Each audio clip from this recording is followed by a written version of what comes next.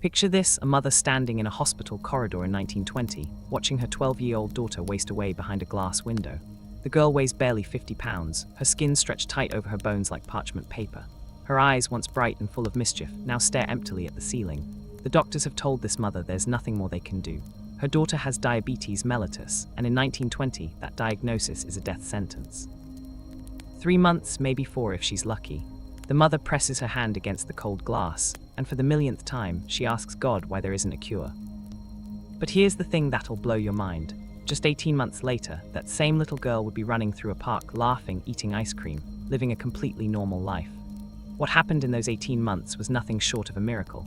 A race against time involving brilliant scientists, desperate patients, laboratory dogs, and one of the most dramatic medical breakthroughs in human history.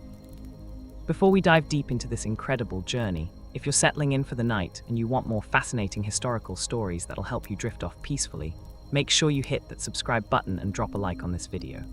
Trust me, you're going to want to stick around for this one because what you're about to hear is a story of human perseverance, scientific genius, and the thin line between life and death. Let me take you back, way back, to a time when nobody even knew what diabetes was. The year is 1552 BCE. We're in ancient Egypt, in a palace that smells of incense and papyrus. A scribe named Hesirah is carefully documenting something strange on a medical papyrus. He writes about a mysterious condition where people pass excessive amounts of urine, become incredibly thirsty, and waste away to nothing. He calls it too great emptying of the urine. The Egyptians notice something else too. Ants are attracted to the urine of these sick people. They're picking up on something sweet in that urine, though they don't understand what it means. Fast forward 1500 years to ancient Greece. A physician named Aretius of Cappadocia is the first to give this mysterious disease a proper name. He calls it diabetes, from the Greek word meaning to pass through or siphon, because that's exactly what it looks like. Water goes in, water comes out, like the person is nothing but a pipe. These patients are constantly thirsty, drinking gallons and gallons of water, yet they're always dehydrated. Their bodies are literally melting away. Aretius writes something that'll send chills down your spine. Life is short, disgusting, and painful. That's how he describes living with diabetes. Can you imagine? But here's what's wild. For nearly 2,000 years after Aretius, doctors know almost nothing more about this disease. Sure, they can diagnose it, but they can't do squat about it. In the 1600s, a British physician named Thomas Willis does something pretty gross but scientifically important. He tastes the urine of diabetic patients. Yeah, you heard that right, he actually tastes it, and he notices it's sweet, as if imbued with honey or sugar. He adds the word mellitus to diabetes, which means honey sweet in Latin. Diabetes mellitus, the official name is born. Now you might be thinking, okay, they know it's sweet, so they must have figured out it's got something to do with sugar, right? Well, not exactly. See, in the 1700s and 1800s, medical science is still figuring out basic stuff about how the human body works. They don't know about cells, they don't know about hormones, they don't even really understand that food gets broken down and absorbed into the bloodstream. Medicine in this era is basically educated guessing, mixed with a whole lot of praying. But then something shifts in the 1800s. Science starts getting its act together. Microscopes get better. Chemistry becomes a real field of study. Doctors start doing autopsies and actually learning what's inside the human body. And that's when things start getting interesting. In 1815, a French chemist named Michel Eugene Chevreul proves that the sweet substance in diabetic urine is actually glucose, a type of sugar. Boom, first major clue. Now doctors know that somehow, sugar is ending up in the urine of diabetic patients when it shouldn't be there. But why? Where's it coming from? Why isn't the body using it? In 1869, a German medical student named Paul Langerhans is looking at pancreatic tissue under a microscope for his doctoral thesis. The pancreas, this weird, spongy organ that sits behind your stomach, has been kind of a mystery. People know it makes digestive juices, but that seems to be about it. Langerhans notices something strange. Scattered throughout the pancreatic tissue are these little clusters of cells that look totally different from the digestive cells around them. They're like little islands in a sea of tissue. He has no idea what they do, but he carefully documents them. Later, scientists will call these the islets of Langerhans in his honor. This dude just discovered something monumentally important, but he doesn't even know it yet. Stick with me here, because we're about to see how all these puzzle pieces start coming together. Jump to 1889. Two German physicians, Oskar Minkowski and Joseph von Mering, are having a scientific argument about whether the pancreas is really necessary for digestion. You know how scientists can be, always trying to prove each other wrong. So they decide to settle it the old-fashioned way. They're gonna remove a dog's pancreas and see what happens. They perform the surgery on a healthy dog, expecting to see some digestive issues. What happens next is totally unexpected. Within days, the dog starts peeing everywhere, constantly thirsty, and here's the kicker. Flies start swarming around its urine. Remember those ancient Egyptians noticing ants attracted to diabetic urine? Same deal. Minkowski tests the urine and finds massive amounts of sugar. This perfectly healthy dog has suddenly developed diabetes, and the only thing they did was remove its pancreas. Holy smokes, the pancreas isn't just about digestion, it's doing something crucial to prevent diabetes. Now scientists all over Europe and America start going crazy trying to figure out what exactly the pancreas is doing. The prevailing theory becomes this: the pancreas must be making some kind of internal secretion, some substance that gets released into the bloodstream that somehow helps the body process sugar. Remove the pancreas, no more secretion, hello diabetes. The race is on to find this mysterious substance. But here's the problem that stumps everybody for the next 30 years. The pancreas is a tough organ to work with. Remember how I mentioned it makes digestive juices? Well, those digestive enzymes are so powerful they start breaking down and digesting the pancreas itself the moment you try to extract anything from it.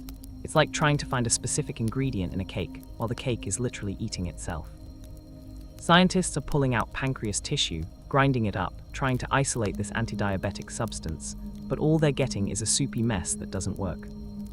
Dozens of researchers try and fail. Some think they've succeeded, but when they test their extracts on diabetic animals, nothing happens. Or worse, the animals die from toxic reactions. In 1906, Georg Sulzer in Germany actually gets promising results with a pancreatic extract, but his patients develop severe fever and convulsions. In 1908, he almost dies in a laboratory explosion while trying to purify his extract. The man literally nearly kills himself trying to cure diabetes. Ernest Scott in Chicago gets tantalizingly close in 1911.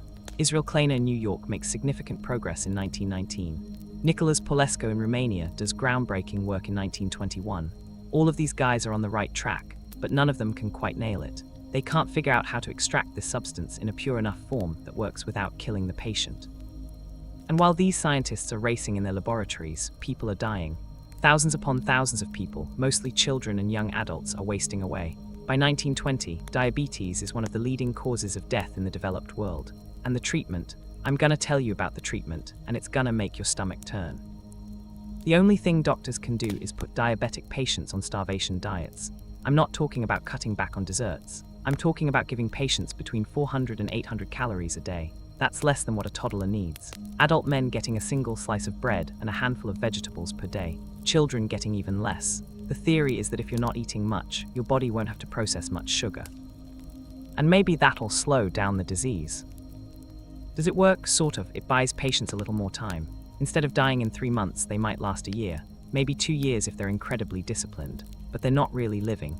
They're skeletal, exhausted, freezing cold all the time because their bodies have no fat to burn. They're literally starving to death slowly, and that's the best medicine 1920s science has to offer. Parents are watching their children fade away, forced to deny them food even as the kids beg for just one more bite. It's heartbreaking.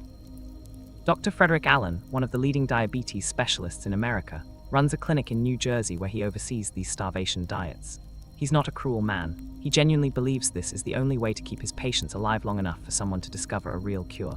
He keeps meticulous records, documenting every patient, every calorie, every day they survive. His clinic is filled with gaunt, hollow-eyed children who weigh next to nothing. Parents bring their diabetic kids to him as a last resort, and he tells them flat out, "Your child will be hungry all the time, but this starvation is the only thing keeping them alive." One of his patients is a little girl named Elizabeth Hughes, daughter of Charles Evans Hughes, who's the Secretary of State under President Warren Harding. Even the rich and powerful can't do anything about diabetes. Elizabeth is diagnosed at age 11 in 1918. By 1919, she's on the starvation diet. Her mother has to watch her daughter slowly waste away, eating less than 500 calories a day. Elizabeth's weight drops to 45 pounds. She's 15 years old and weighs 45 pounds. Can you even imagine? Now, before we get to the miracle breakthrough that saves Elizabeth and thousands like her, let me remind you that you're listening to Dreamless Timelines, where we bring history to life in the most soothing way possible. If you're enjoying this journey through medical history, show us some love with a like and leave a comment telling us what historical topic you'd like us to explore next. Your support keeps these stories coming.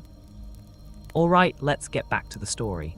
It's 1920, and we're about to meet the man who's going to change everything. His name is Frederick Banting, and honestly, he's kind of an unlikely hero. He's a young Canadian doctor, just 29 years old, and he's struggling. Like, really struggling. He served in World War I as a medical officer, got wounded in combat, returned home to Canada hoping to set up a successful surgical practice in London, Ontario. But nobody's coming to see him. He's broke, he's depressed. His girlfriend has just dumped him because she doesn't think he's ambitious enough. He's even picking up part-time gigs teaching orthopedics at the University of Western Ontario just to pay rent. This guy is not exactly setting the world on fire. On the night of October 30, 1920, Banting is preparing a lecture about the pancreas for his class.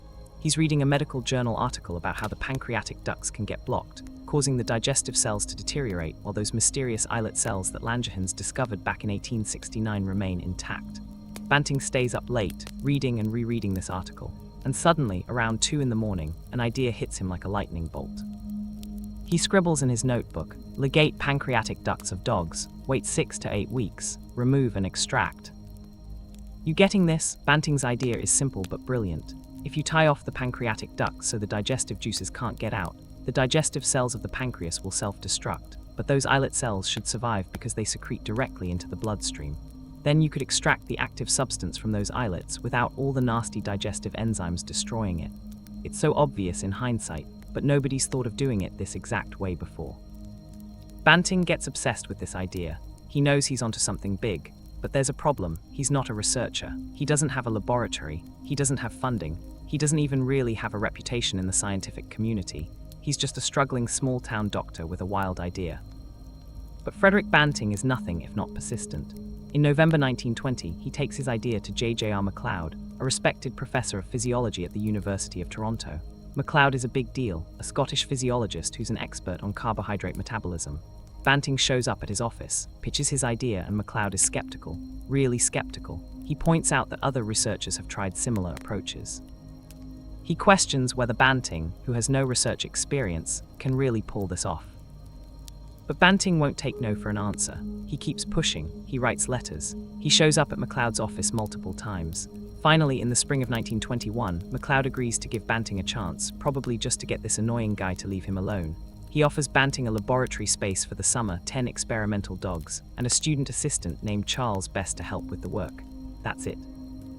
No salary, minimal supplies, and MacLeod himself is heading off to Scotland for vacation, so Banting will basically be on his own. It's not much, but it's a shot.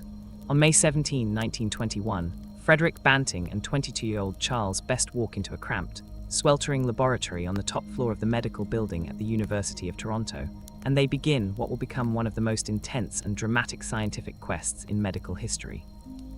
Now let me paint you a picture of what this laboratory looks like. It's summer in Toronto, no air conditioning, temperature in the lab regularly hits 95 degrees. The place is cramped, crowded with equipment, and it smells like a dog kennel because that's essentially what it is.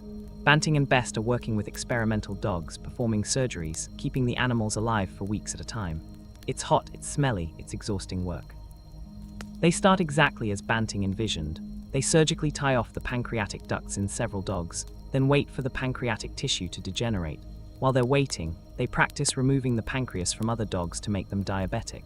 This is crucial because they'll need diabetic test animals to see if their eventual extract actually works. The work is brutal. These are the days before modern animal care standards. Banting and Best are doing surgery after surgery, often late into the night. They're monitoring blood sugar levels, which in 1921 requires drawing blood from animals multiple times a day and running tedious chemical tests. They're keeping detailed notes on every single dog, every measurement, every observation. Best, who's supposed to be on his summer break before his final year of medical school, is working 16-hour days. And then there are the failures. Dogs die from infections. Surgeries don't go as planned. Results are inconsistent. On July 11, a dog with ligated pancreatic ducts dies before they can harvest the tissue. On July 18, another dog escapes from the lab and they lose precious time trying to track it down. Money is constantly a problem. They're scrounging for supplies, reusing equipment that should be thrown away, making do with whatever they can find. But on July 27, 1921, something incredible happens. Banting and Best successfully remove a degenerated pancreas from a dog whose ducts they'd tied off weeks earlier. They slice up the pancreatic tissue, grind it up with a mortar and pestle, filter it through cheesecloth, and mix it with saline solution. The result is a brownish liquid that doesn't look like much. They take a diabetic dog, a poor animal named Marjorie who's been without a pancreas for 10 days and is clearly dying. Her blood sugar is sky high. She's weak, barely moving. Banting injects 5 milliliters of their extract into her vein. Then they wait and measure, and wait some more, and measure again. And what they see makes their hearts race. Marjorie's blood sugar level starts dropping, not just a little bit. It drops from 0.20 grams per liter down to 0.12 grams per liter within a few hours. The extract is working. But here's the thing that'll keep you on the edge of your seat. They don't have enough extract to keep treating Marjorie. By the next day, her blood sugar is climbing again. They scramble to make more extract, but they don't have another degenerated pancreas ready. Marjorie dies on July 31. Still, they've proven the concept. That extract for those few hours had worked. They'd lowered blood sugar in a diabetic animal. It's the first concrete evidence that they're on the right track. August and September of 1921 are a whirlwind. Banting and Best are making extract after extract, testing it on dog after dog. They keep one dog, a collie they name Marjorie 2, alive for 20 days using their pancreatic extract. 20 days might not sound like much, but for a dog without a pancreas, it's basically a miracle.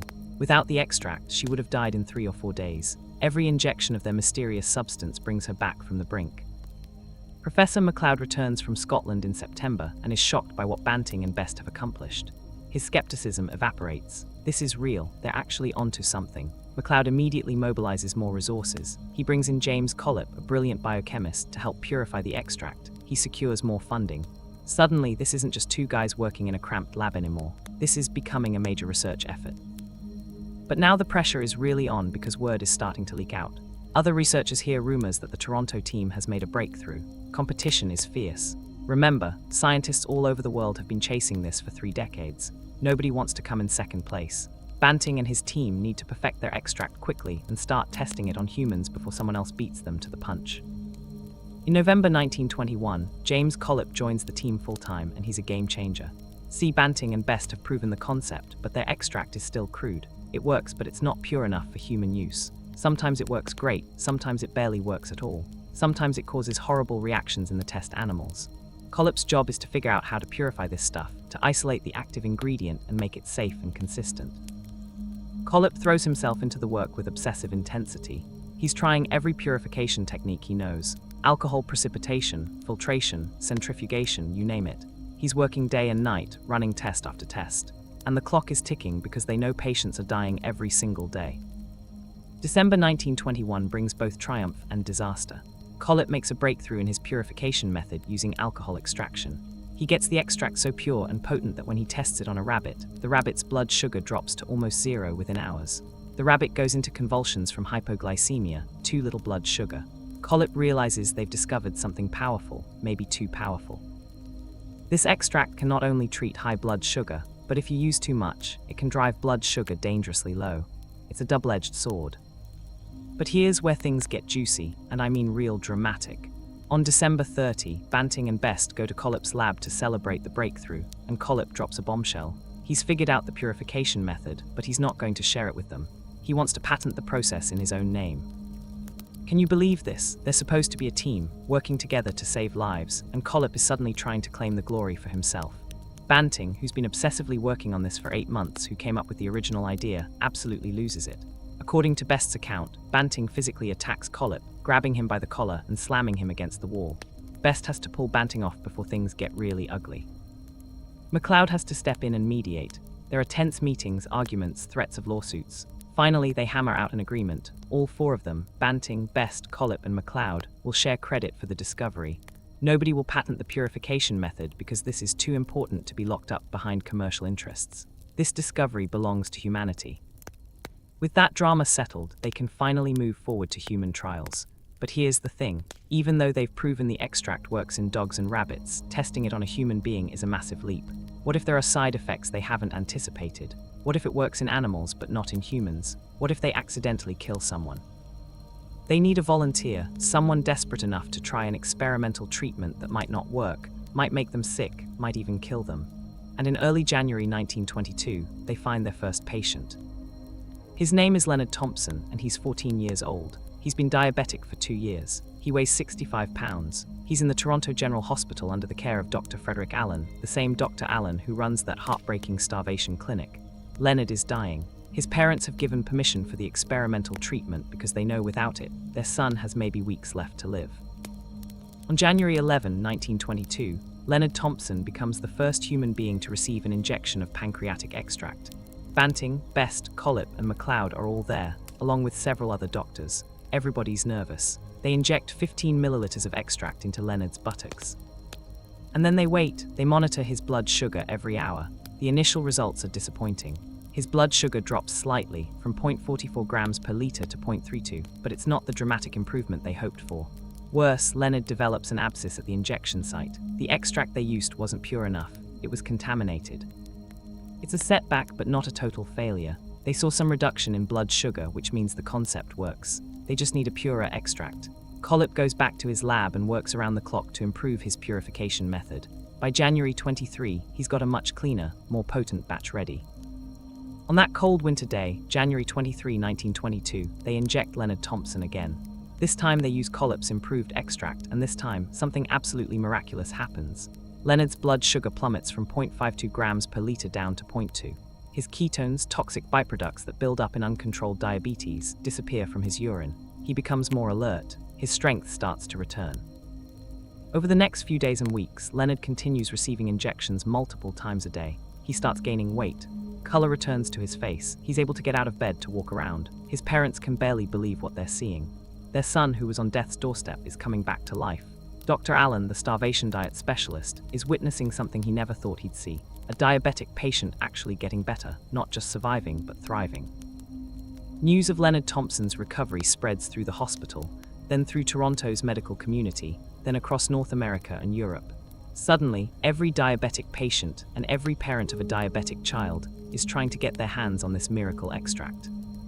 The team calls it islatin at first, then insulin, derived from the Latin word insula, meaning island, referring to those islets of Langerhans that nobody understood back in 1869, but that turn out to be the source of this life-saving hormone. In February 1922, they start treating more patients. One of them is a 6-year-old boy named Teddy Ryder who weighs 26 pounds and is so weak he can barely lift his head. His aunt brings him to Toronto as a last desperate hope. The doctors start him on insulin, and within weeks, Teddy is sitting up, eating normally, playing with toys. He'll live to age 76, more than 70 years added to his life because of this discovery. But you know who I really want to tell you about? Remember Elizabeth Hughes, that 15-year-old girl I mentioned earlier, daughter of the Secretary of State, who'd been starving herself on Dr. Allen's diet for 3 years. By August 1922, Elizabeth weighs 45 pounds. She's skeletal. She's so weak she can barely write letters to her mother. She knows she's dying. Her mother, desperately searching for any hope, hears about the insulin experiments in Toronto and begs Dr. Allen to let Elizabeth try it. Allen is protective of his patients and skeptical of this new treatment, but he finally agrees. On August 16, 1922, Elizabeth Hughes travels to Toronto and becomes one of the first Americans to receive insulin treatment. The transformation is stunning.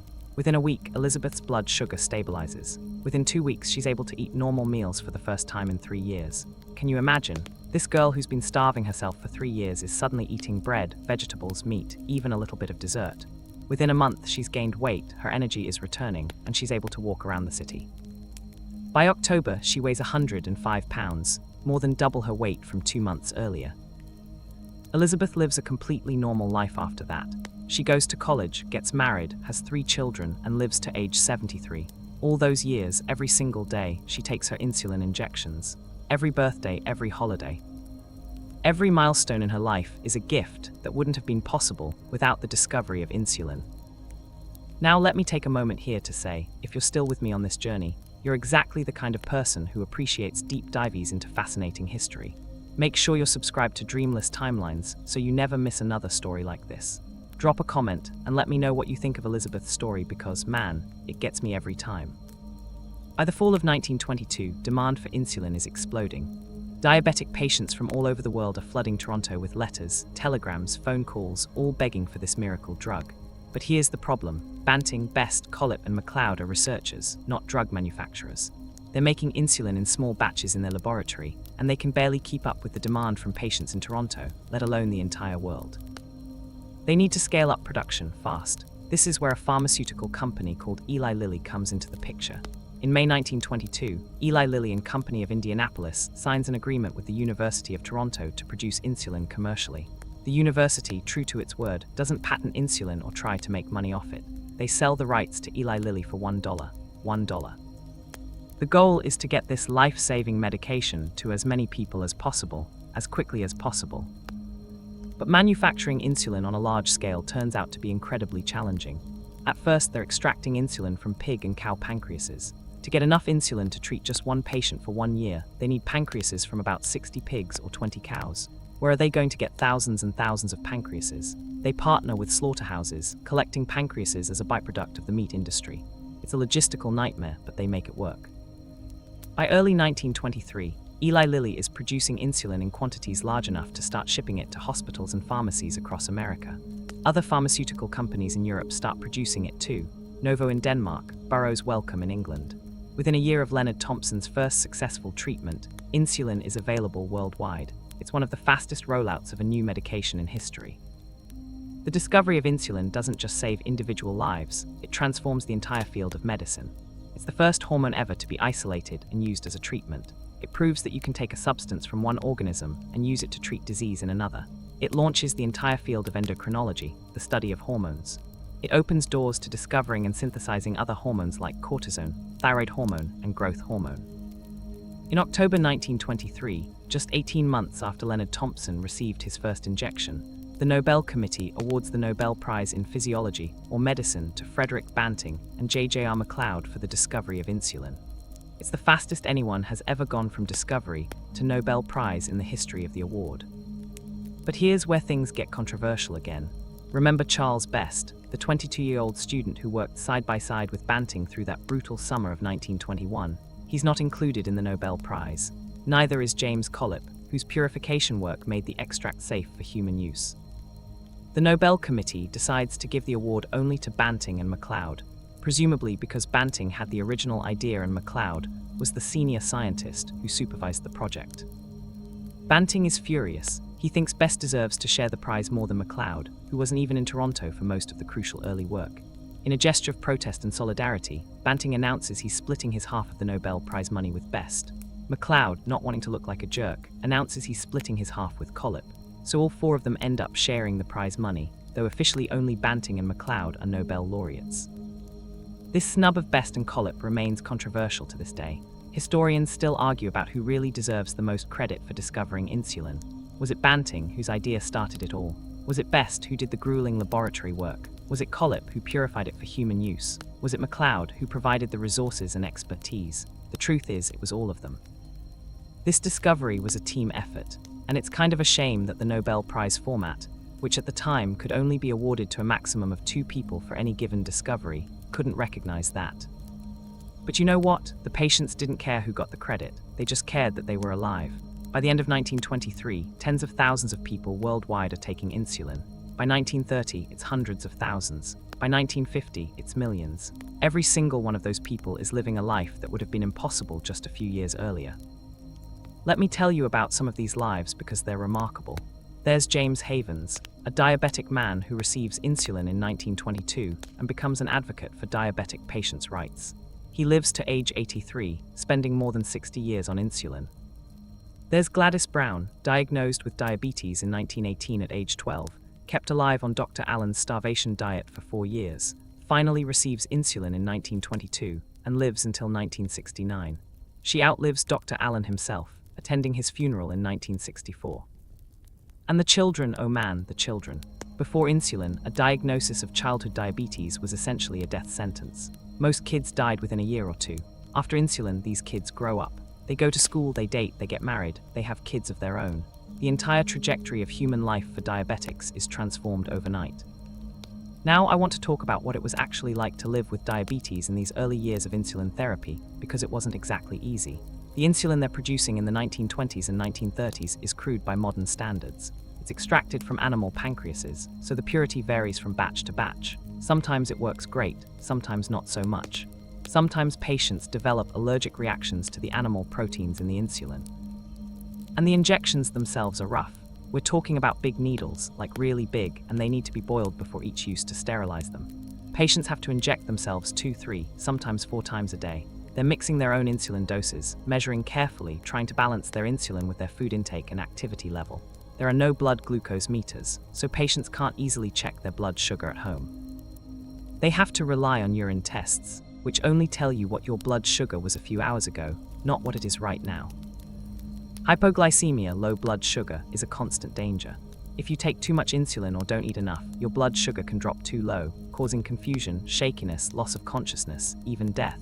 In the early days, before patients and doctors fully understand how to dose insulin properly, hypoglycemic reactions are common and terrifying. Patients learn to carry sugar cubes or candy with them at all times, just in case. Despite all these challenges, insulin is still a miracle. Yeah, it's not perfect, but it's keeping people alive, and over the decades it gets better and better. In the 1930s, researchers developed long-acting forms of insulin by adding protamine and zinc, so patients don't need to inject as often. In the 1950s, insulin purity improves dramatically. In the 1970s, companies developed standardized insulin concentrations, so dosing becomes more reliable. Then in 1978, something revolutionary happens. Scientists figure out how to use recombinant DNA technology to make human insulin in bacteria. Let me explain why this is such a big deal. Up until this point, all insulin has been extracted from pig and cow pancreases. It works, but it's not quite the same as human insulin, and some patients develop immune reactions to the animal proteins. Plus, there's always the risk of running out. What if there's a disease outbreak that kills a bunch of pigs? What if slaughterhouses can't keep up with demand? The supply of insulin depends on the supply of animal pancreases, which isn't exactly stable. But with recombinant DNA technology, scientists can insert the human insulin gene into bacteria, essentially programming the bacteria to manufacture human insulin. These microscopic factories can produce unlimited amounts of pure human insulin. It's cheaper, it's more consistent, it's identical to what the human body produces naturally, and it doesn't depend on animals. Eli Lilly introduces the first commercially available biosynthetic human insulin, called Humulin, in 1982. It's the first ever drug produced using recombinant DNA technology to be approved for human use. We're not just talking about a breakthrough for diabetes, we're talking about the birth of the entire biotechnology industry. Companies like Genentech and Amgen, which today are worth billions of dollars, owe their existence in part to this technology that was first proven with insulin. The 1980s and 1990s bring even more improvements. Insulin pumps become available, small computerized devices that deliver insulin continuously throughout the day, mimicking what a healthy pancreas does. Home blood glucose meters become smaller, faster, and more accurate, allowing patients to check their blood sugar multiple times a day and adjust their insulin doses accordingly. New forms of insulin are developed, ultra-fast acting for mealtime coverage, ultra-long acting for baseline needs. By the early 2000s, living with type 1 diabetes is still challenging, but it's manageable. Patients who carefully monitor their blood sugar and take their insulin can live essentially normal lifespans with few complications. Compare that to 1920, when the average life expectancy after diagnosis was less than a year, and you realize just how far we've come. But here's something that's gonna twist your brain. While we've gotten incredibly good at treating diabetes with insulin, we still haven't cured it. That's right. More than 100 years after Banting and Best's discovery, we still don't have a cure for type 1 diabetes. Patients still need to take insulin every single day for their entire lives. Miss your insulin for a few days and you're in serious trouble. Miss it for a week or two and you'll die. Why hasn't there been a cure? Well, it's complicated. Type 1 diabetes is an autoimmune disease, meaning the body's own immune system attacks and destroys the insulin-producing beta cells in the pancreas. Even if you transplant healthy beta cells or a whole pancreas from a donor, the immune system will just attack them again unless you suppress the immune system with powerful drugs. And those immunosuppressive drugs have their own serious side effects. Scientists have tried all kinds of approaches.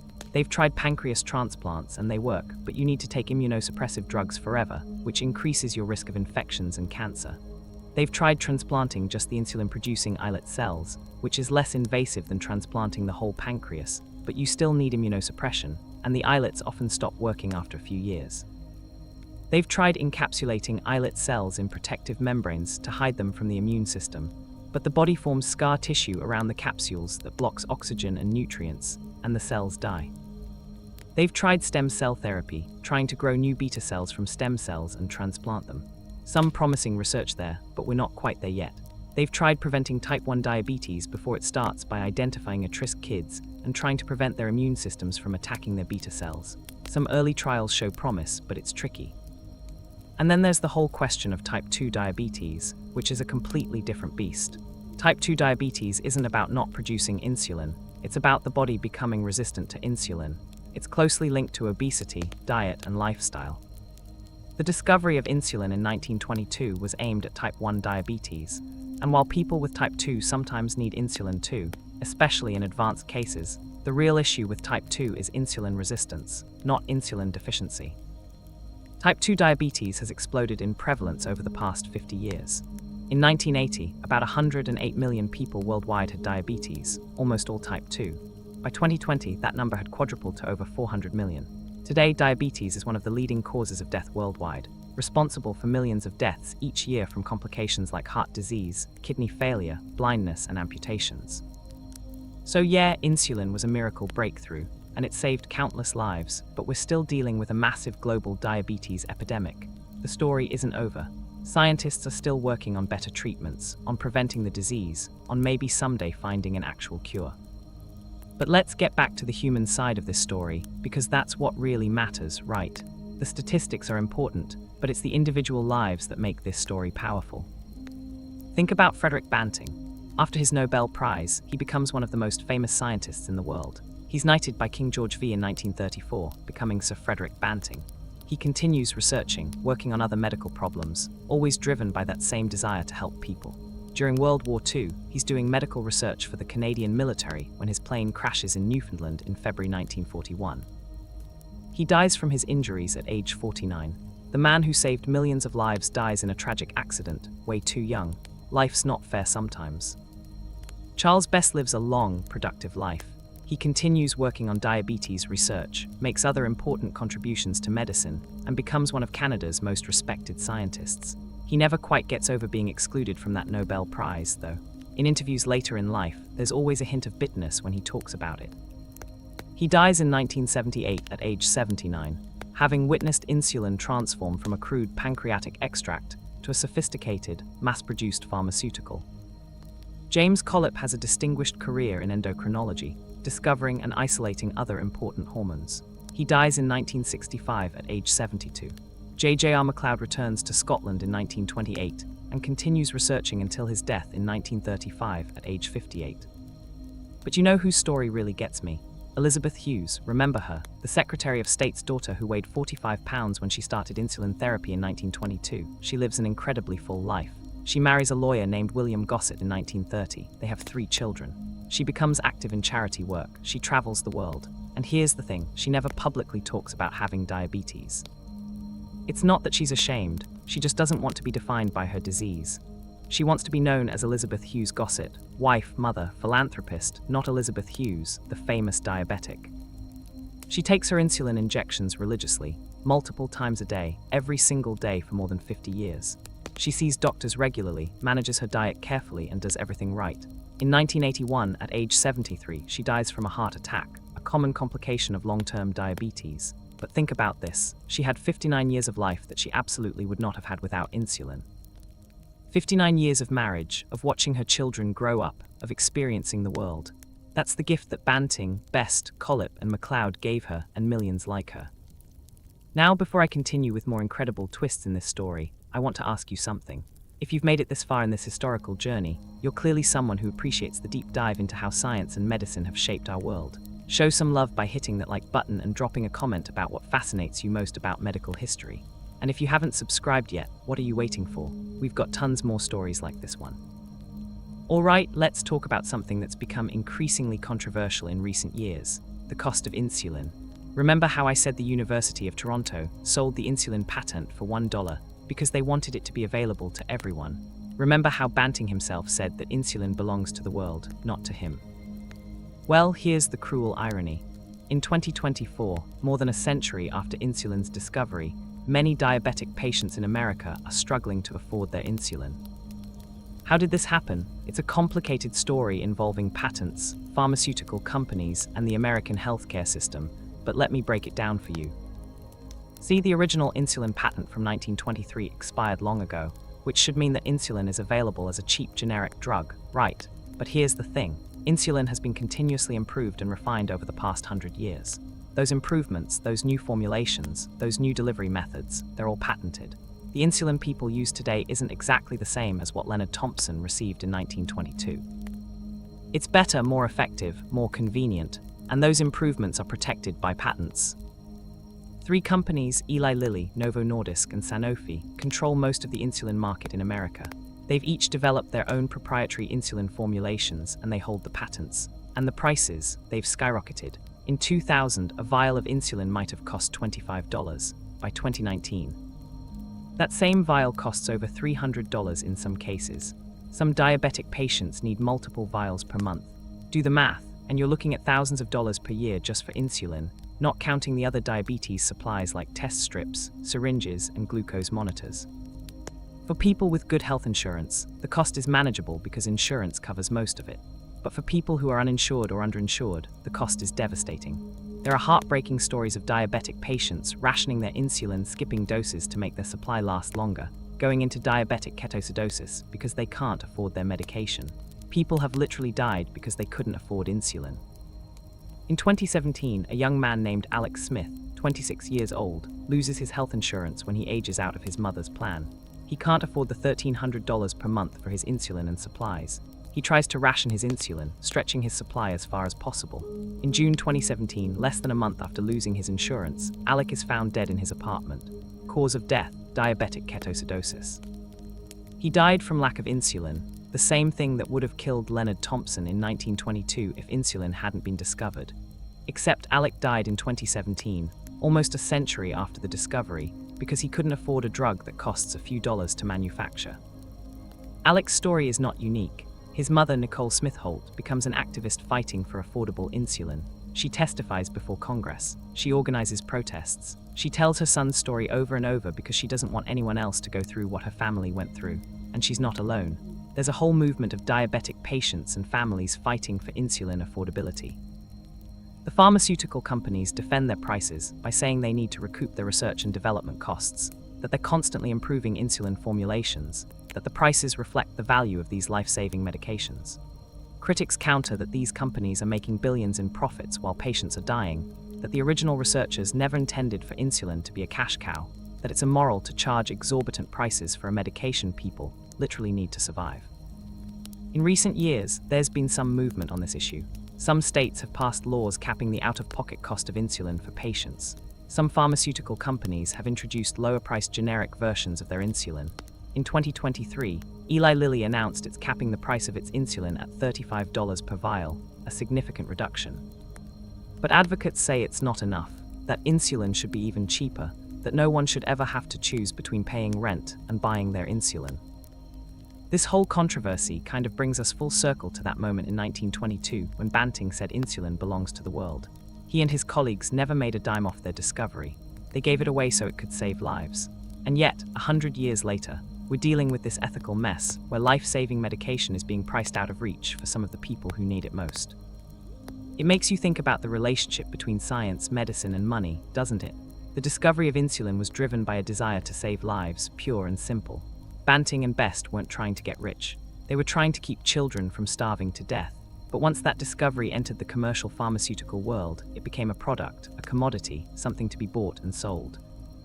And that creates this tension between the humanitarian goal of treating disease and the capitalist goal of making profit. I'm not here to tell you what the answer is. This is complicated stuff involving economics, healthcare policy, pharmaceutical regulation, international trade agreements, and moral philosophy. But I think it's important to understand this context when we talk about the history of insulin, because the story didn't end in 1922. It's still evolving today. Now, let me shift gears and talk about some of the other wild developments in diabetes treatment and research, because there's so much cool stuff happening. In 2006, the FDA approves the first artificial pancreas system for home use. This is insane technology. It's a closed-loop system that combines an insulin pump with a continuous glucose monitor. The glucose monitor constantly measures your blood sugar, and the pump automatically adjusts how much insulin it's delivering based on those readings. It's like having a robotic pancreas. Not perfect, but it's a huge step forward in diabetes management. More advanced artificial pancreas systems keep getting developed and approved through the 2010s and 2020s.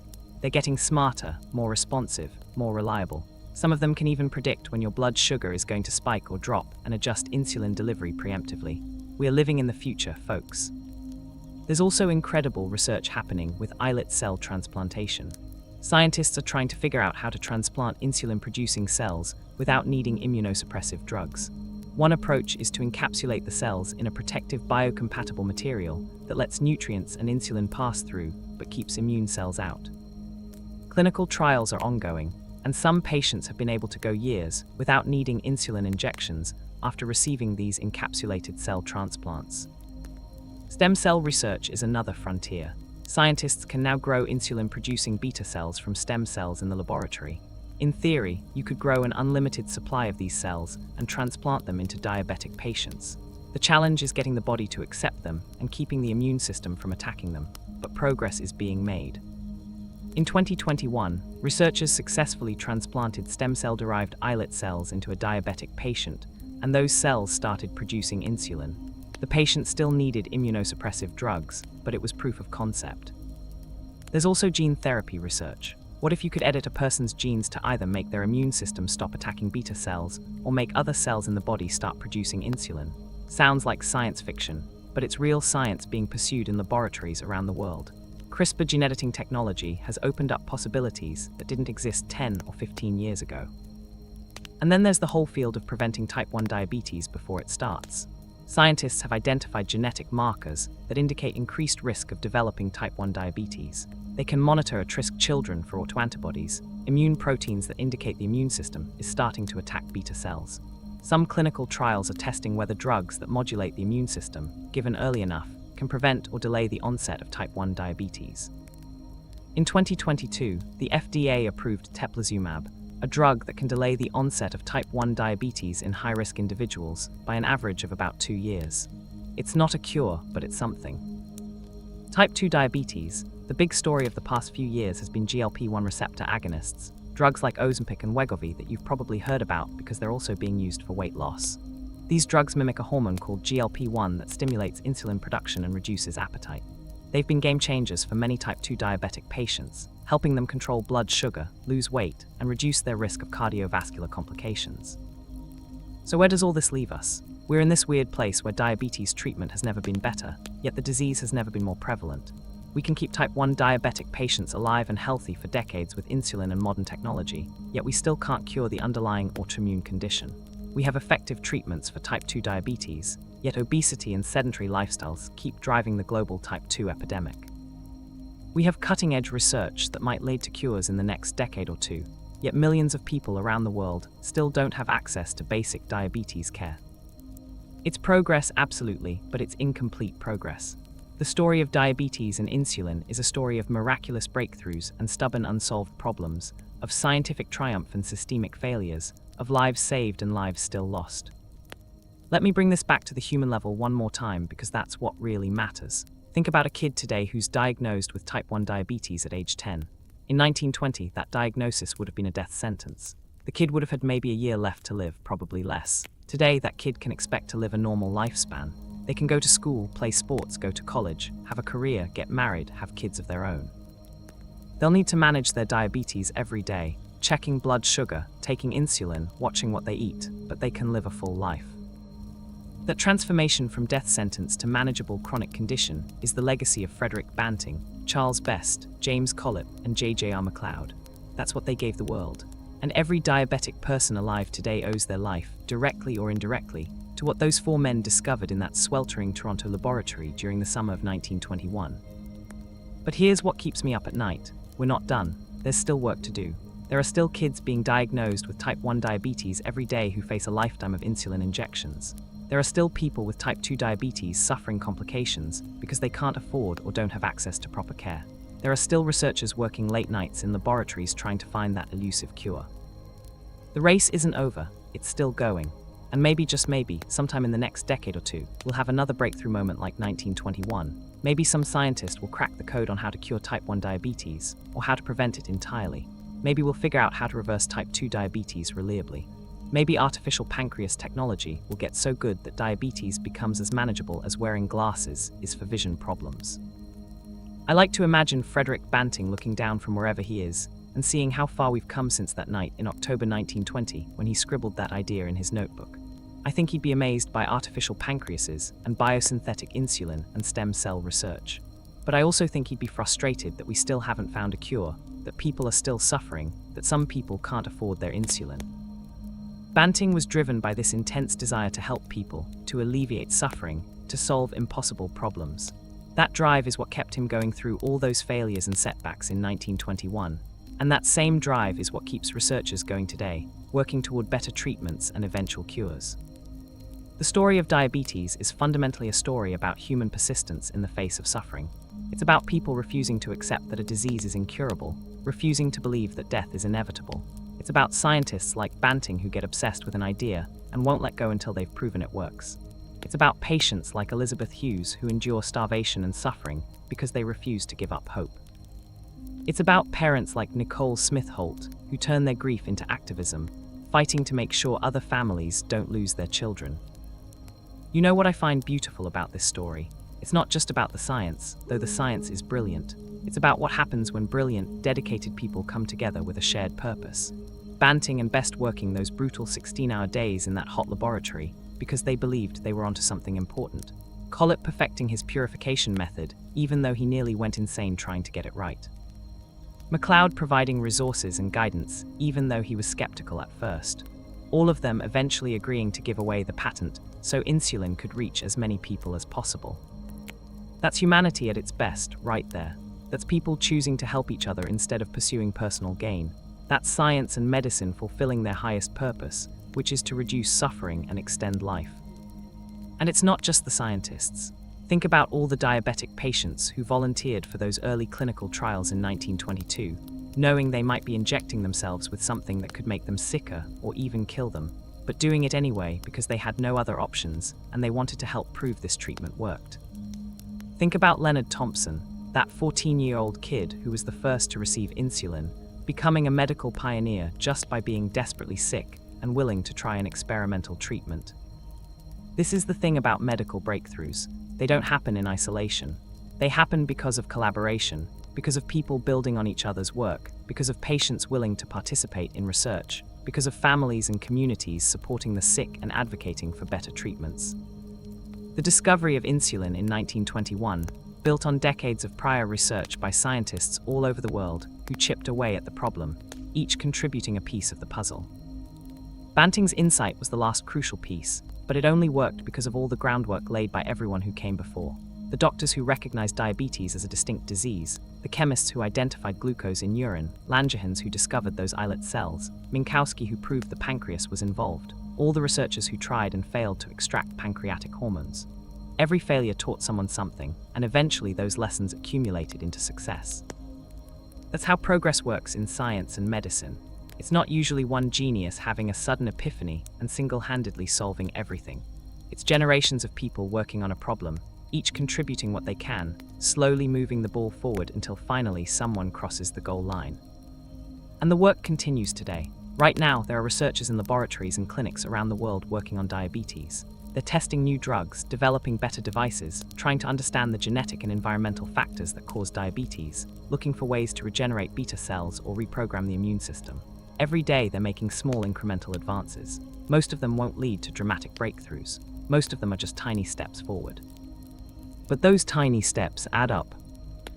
Maybe in 10 years, someone will have a Banting-like insight that leads to the cure for type 1 diabetes. Maybe it'll take 50 years. Maybe it'll turn out there's no single cure, but rather a collection of different approaches that work for different patients. Who knows? But the important thing is that people are working on it, that we haven't given up, that the race continues. Before we start wrapping up this incredible journey through time, I want to remind you that stories like this one, stories about the fascinating intersection of science, history, and human drama, are what Dreamless Timelines is all about. If you've enjoyed learning about the discovery of insulin, please take a second to leave a comment telling us what other medical or scientific breakthroughs you'd like to hear about. And subscribe if you haven't already, because we've got so many more amazing stories to tell. Now, let me tell you about a few more people whose lives were touched by the discovery of insulin, because every diabetic person has a story, and these stories matter. There's a man named Arthur Garfield Dove who was a pioneering American modernist painter. He was diagnosed with diabetes in the early 1920s, right around the time insulin was discovered.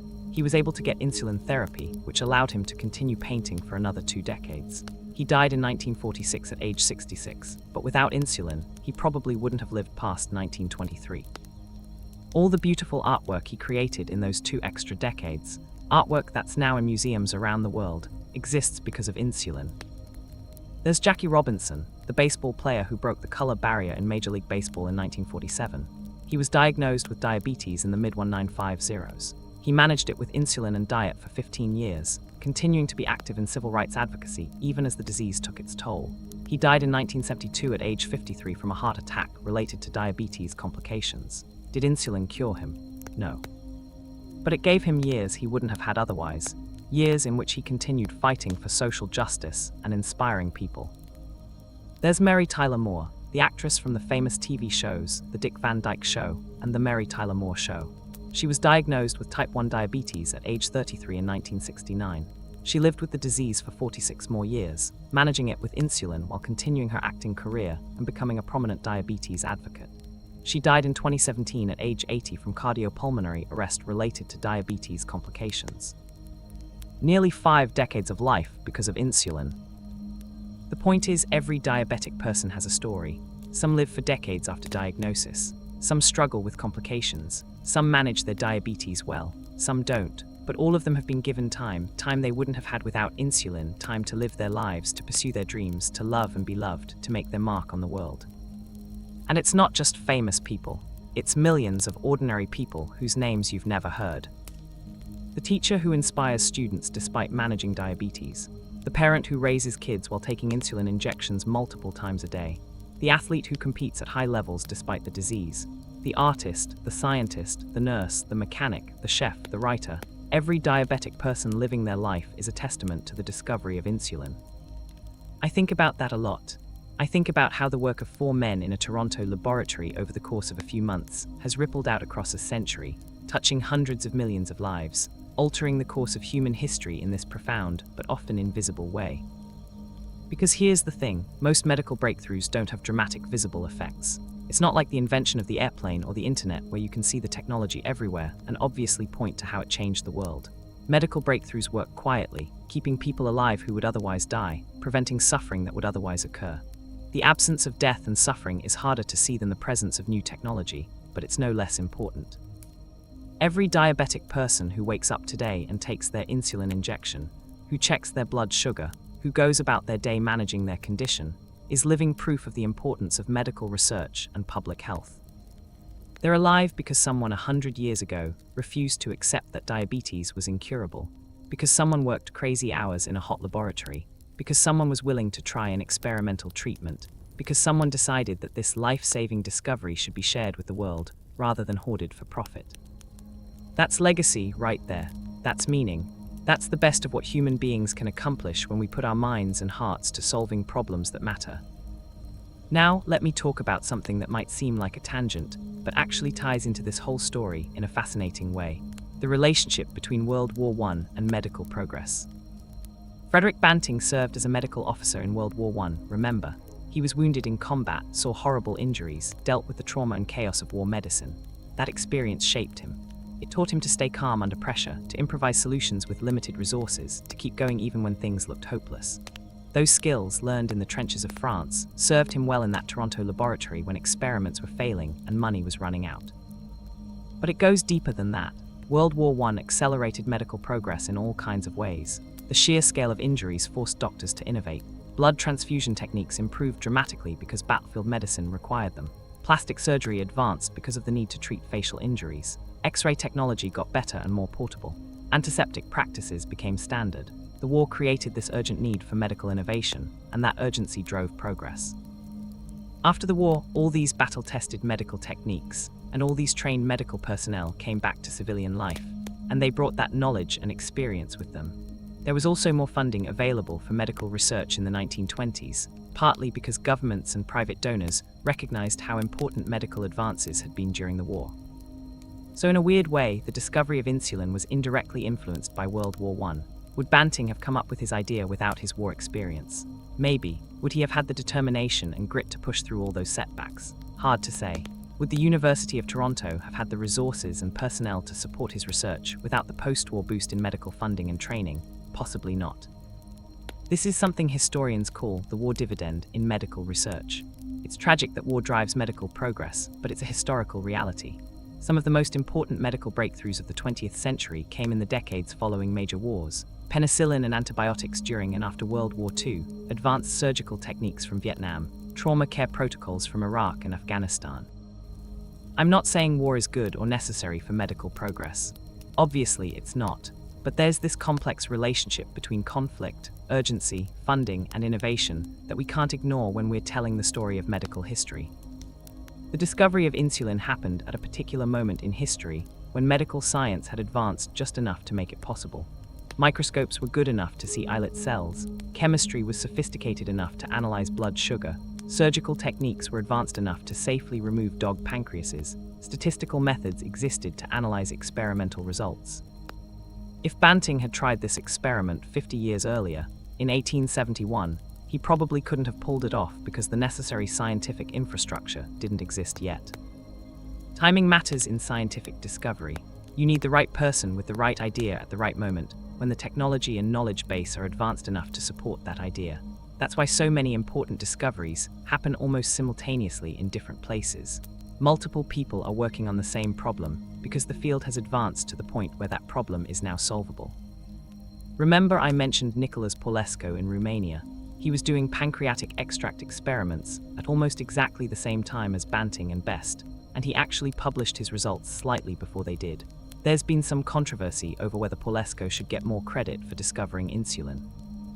He definitely made important contributions, but his extract wasn't as pure or as effective as what Collip eventually produced, and he didn't pursue human trials as aggressively. But the point is, he was right there on the verge of the same discovery, working independently on the other side of the Atlantic. This happens all the time in science. Darwin and Wallace both came up with the theory of evolution through natural selection at nearly the same time. Newton and Leibniz both invented calculus independently. Multiple people were working on light bulbs when Edison perfected his version. The discovery was in the air, so to speak, waiting for someone to grab it. Banting and his team grabbed it. They got there first, or at least they got there most effectively. And they did something crucial that some other researchers didn't do. They immediately moved to human trials and then worked to scale up production and distribution. They didn't just prove the concept in animals and publish a paper. They took it all the way to practical application. That's what made the difference. This raises interesting questions about how we should think about credit and recognition in science. Should Banting and MacLeod have been the sole Nobel laureates, or should Best and Collip have been included? Should Paulescu and other researchers who were working on similar ideas get more recognition? How do we fairly distribute credit when discovery is often a collaborative and competitive process with multiple people contributing? There's no perfect answer to these questions. The Nobel Prize Committee does its best, but they're limited by their rules about how many people can share a prize. History tends to simplify things, turning complex collaborative efforts into stories about individual genius. We say Banting discovered insulin as a shorthand, even though it was really a team effort building on decades of prior work. Maybe that's okay. Maybe we need those simplified narratives to make sense of history.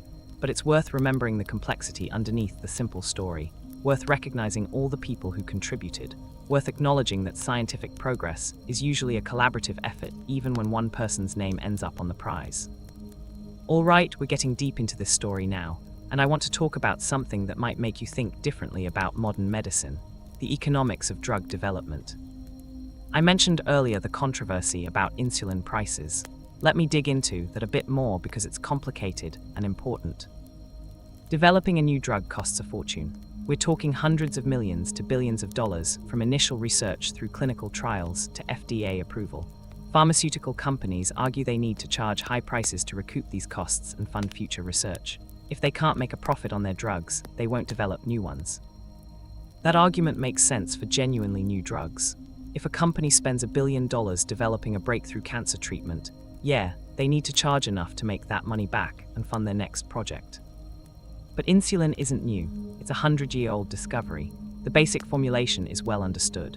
Yes, modern insulin analogs are improved versions with better pharmacological properties, but are those improvements worth a 10-fold or 20-fold price increase over older formulations?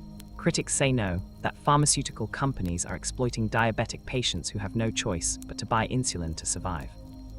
The situation is especially frustrating because other countries have regulated drug prices, so insulin costs way less in Canada or Europe than in the United States. A vial that costs $300 in America might cost $30 in Canada. Same drug, same company, 10 times the price.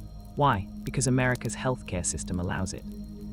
There's no government price regulation for prescription drugs in the US, like there is in other countries. This creates perverse incentives. Pharmaceutical companies focus their sales efforts on the American market because that's where they can charge the highest prices and make the most profit.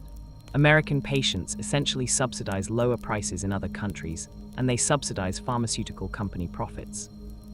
Is this system broken? A lot of people think so. But fixing it is complicated because it involves reforming the entire American healthcare system, which is this massive, tangled web of insurance companies, pharmaceutical companies, pharmacy benefit managers, hospitals, doctors, government programs, and regulations. Every stakeholder has their own interests, and any attempt at reform faces massive lobbying efforts from the industries that benefit from the current system. What's the solution? Some people advocate for government price controls on prescription drugs. Some want to allow Americans to import cheaper drugs from Canada or other countries. Some want to strengthen generic drug competition. Some want a single-payer healthcare system that would have more negotiating power with pharmaceutical companies. Some want to increase transparency in drug pricing so consumers know what they're actually paying for. I'm not going to tell you which solution is right because honestly I don't know. These are complex policy questions with legitimate arguments on multiple sides. But what I will say is this: when people are dying because they can't afford a medication that costs a few dollars to manufacture, something is wrong. When the son of a Secretary of State could get life-saving treatment in 1922, but a working-class person can't afford that same treatment a century later, something is wrong. When the discoverers of insulin gave away their patent for the good of humanity, but corporations are making billions off that same discovery, something feels wrong. This isn't to demonize pharmaceutical companies. They do important work. They develop genuinely new and valuable drugs. They take on enormous financial risks when they invest in drug development because most drug candidates fail. The scientists and researchers working for these companies are, by and large, good people trying to help patients. But there's a tension between the profit motive and the humanitarian mission of medicine, and that tension becomes especially stark with essential medications like insulin. It's one thing to charge a premium for a new drug that offers a marginal benefit over existing treatments. It's another thing to charge exorbitant prices for a drug that people literally cannot live without, where the choice is pay up or die. This tension has always existed in medicine, but it's become more pronounced in recent decades as healthcare costs have skyrocketed and pharmaceutical companies have consolidated into massive corporations with enormous market power. The age of the individual doctor-researcher working in a laboratory out of pure scientific curiosity, like Banting in 1921, has largely given way to the age of corporate-funded research driven by profit projections and shareholder returns. That's not entirely bad. Corporate funding allows for large-scale clinical trials and drug development that individual researchers could never afford, but it changes the incentives. When your primary duty is to shareholders rather than to patients, different decisions get made. I think about what Frederick Banting would make of all this. He was a complicated guy. He believed in capitalism and free enterprise.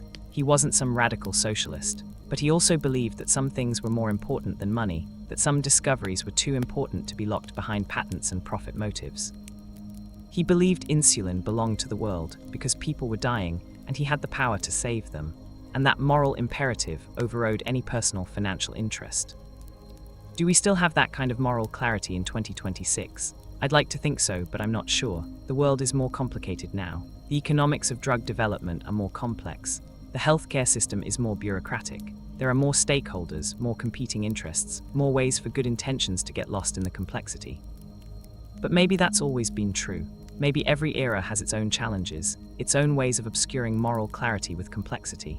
The important thing is to keep asking the question, are we doing right by patients? Are we putting healing and helping above profit and politics? Are we living up to the legacy of people like Banting who put humanity first? Now, let's shift gears one more time because I want to talk about something really fascinating. What living with diabetes actually looks like today, especially with modern technology. Imagine you're a teenager diagnosed with type 1 diabetes in 2026. What's your life like? Well, first off, you're probably wearing a continuous glucose monitor, a small device about the size of a quarter that's stuck to your arm or abdomen. It's got a tiny sensor that sits just under your skin, constantly measuring your blood glucose levels. Every 5 minutes, it takes a reading and sends it wirelessly to your smartphone. You can glance at your phone anytime and see exactly what your blood sugar is doing. If your blood sugar starts trending too high or too low, the app alerts you. You can see graphs showing your blood sugar patterns over hours, days, or weeks. Your doctor can access this data remotely and make adjustments to your treatment plan without you having to come into the office. It's like having a continuous window into your body's metabolism. You're also probably wearing an insulin pump, another small device about the size of a deck of cards that clips to your belt or waistband. It's connected to your body by a thin plastic tube with a tiny catheter that sits under your skin. The pump continuously delivers tiny amounts of insulin throughout the day and night, mimicking what a healthy pancreas does. When you eat, you tell the pump how many carbohydrates you're consuming, and it calculates and delivers the appropriate bolus of insulin. The really cool thing is that some modern systems connect the continuous glucose monitor and the insulin pump so they talk to each other. If your blood sugar starts dropping, the pump can automatically reduce or stop insulin delivery. If it starts rising, the pump can increase delivery. It's a closed-loop system, an artificial pancreas that automates a lot of the decision-making that diabetic patients used to have to do manually. Is it perfect? No, you still need to count carbohydrates. You still need to calibrate the devices. You still need to change the sensors and infusion sets every few days. The technology can malfunction. Insurance might not cover the latest devices. But compared to what diabetic patients dealt with even 20 years ago, let alone 100 years ago, it's miraculous. Think about it. Elizabeth Hughes in 1922 had to sterilize glass syringes, carefully measure doses of insulin extracted from pig pancreases, inject herself multiple times a day, and hope she was getting the dose right because she had no way to easily check her blood sugar. A diabetic teenager today can have a tiny computer doing most of that work automatically while they sleep, go to school, play sports, hang out with friends. The technology has advanced so much that some diabetic kids today barely remember to think about their diabetes most of the time. The devices handle it for them in the background.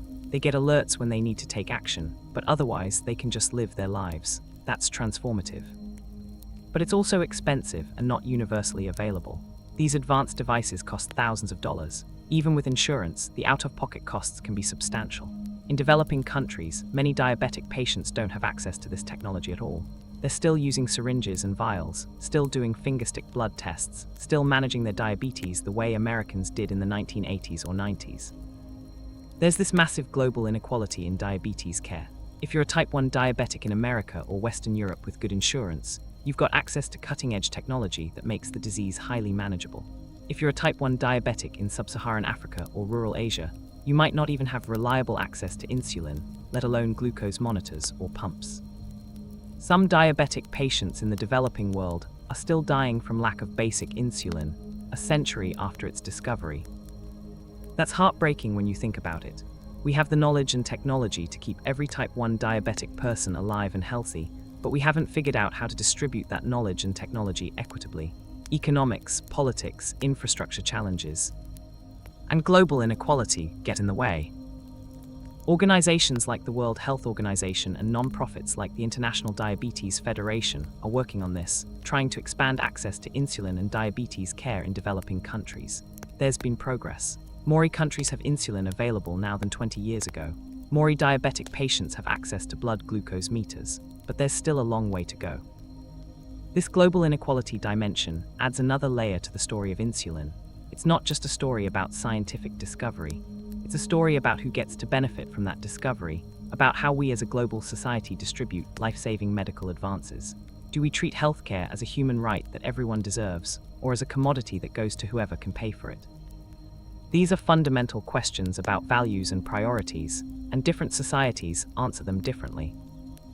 Before we continue deeper into this journey, I want to ask you something. Are you finding this exploration of diabetes history as fascinating as I am? If so, let us know in the comments what aspect interests you most. And if you're not already subscribed to Dreamless Timelines, now's the perfect time. We bring you these deep, soothing historical narratives that help you understand the world while you drift off to sleep. Let me tell you about some of the stranger and more interesting aspects of diabetes that most people don't know about. Did you know that diabetes can affect your sense of taste? Some diabetic patients report that food tastes different after they're diagnosed, even after their blood sugar is controlled with insulin.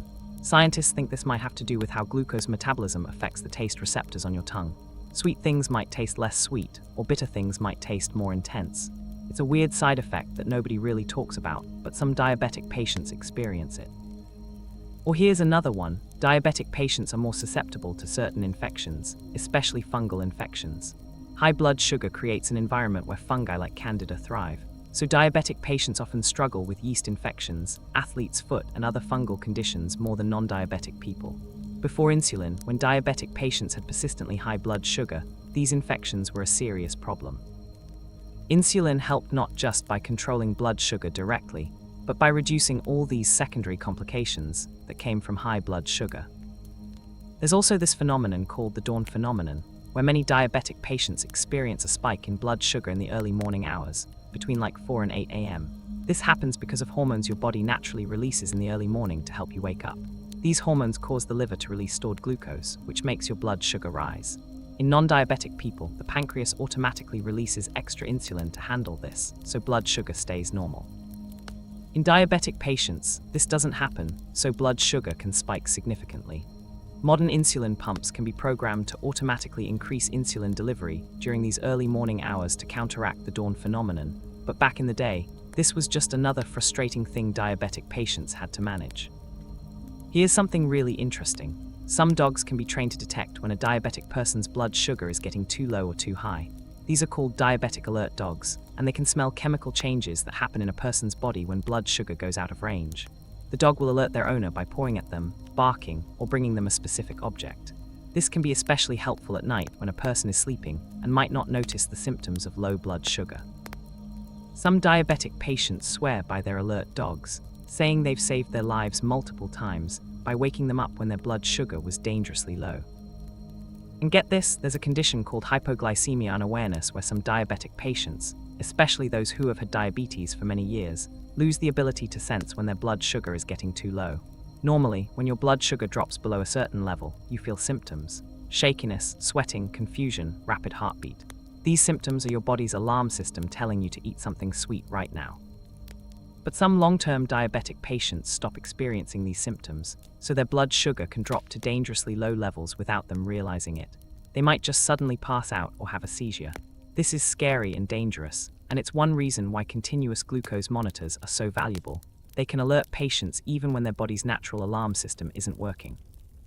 There's also this interesting connection between stress and blood sugar. Stress hormones like cortisol and adrenaline cause your blood sugar to rise. This made evolutionary sense for our ancestors. If you're being chased by a predator, your body floods your bloodstream with glucose to give your muscles quick energy for the fight or flight response. But for diabetic patients, this means that emotional stress, physical stress, illness, or even just a bad day at work can cause blood sugar to spike unexpectedly. Managing diabetes isn't just about counting carbohydrates and taking insulin. It's about managing stress, getting enough sleep, dealing with illness, all these factors that affect blood sugar in complex ways. Exercise is another complicating factor.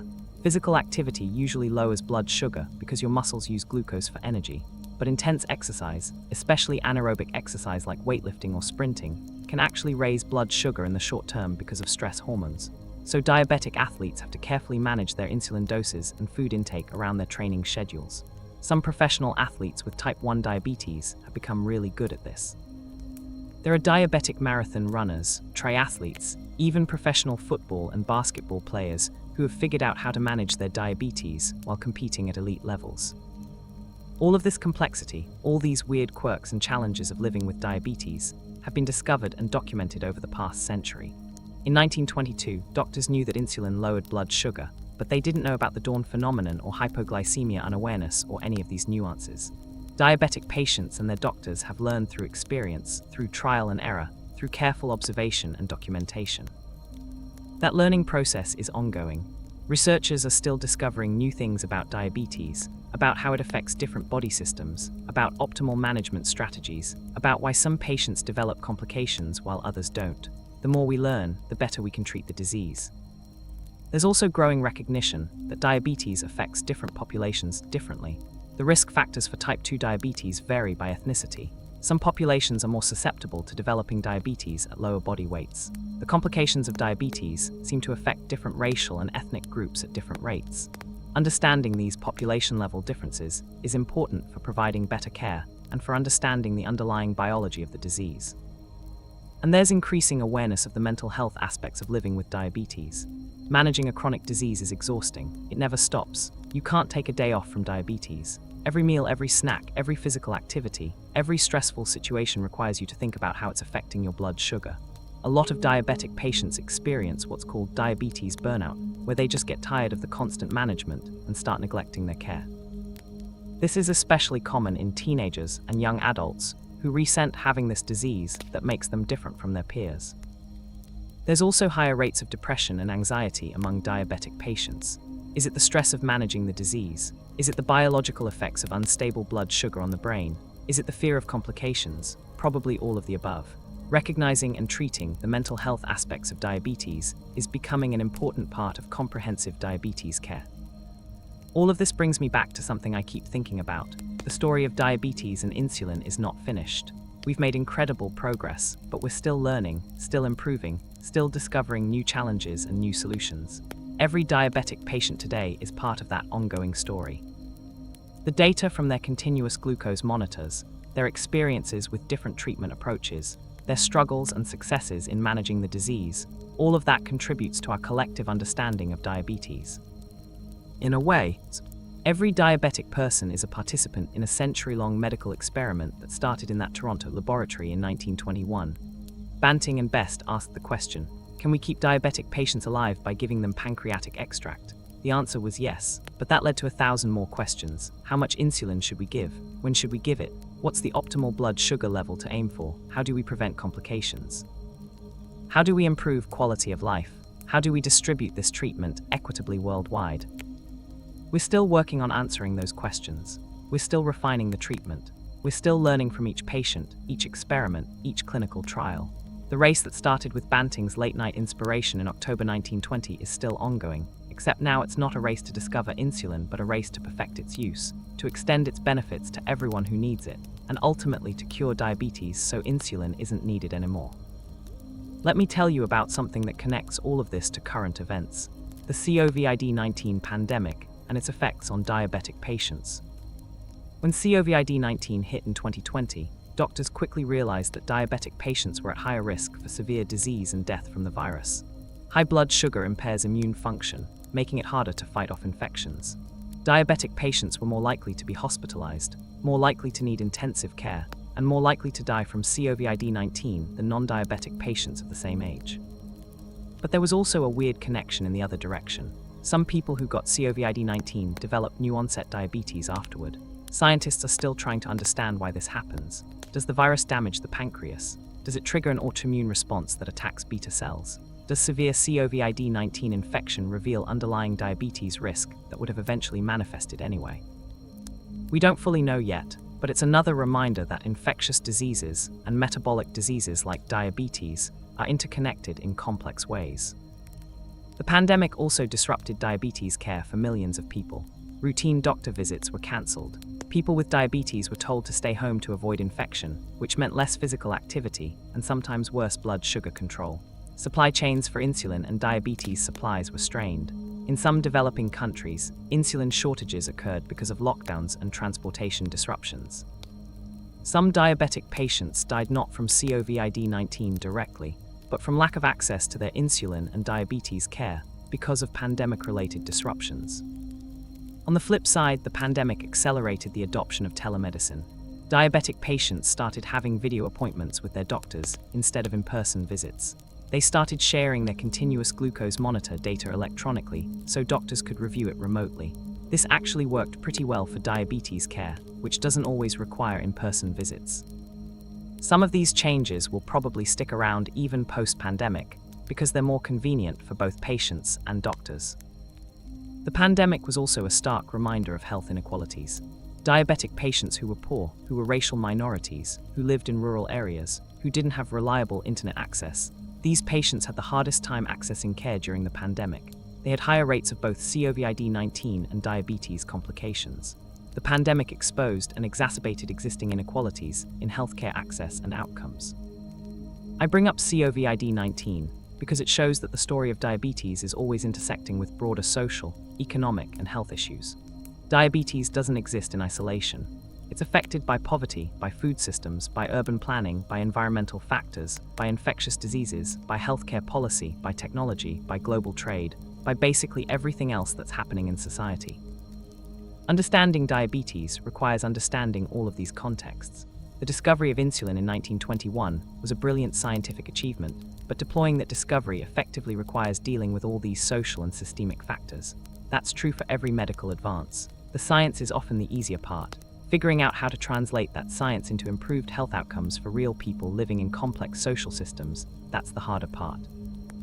And that's where we are today with diabetes. We have amazing science, we have brilliant researchers, we have sophisticated technology, we have effective treatments, but we still have millions of people suffering from diabetes and its complications because we haven't figured out how to deploy all that science and technology equitably and effectively.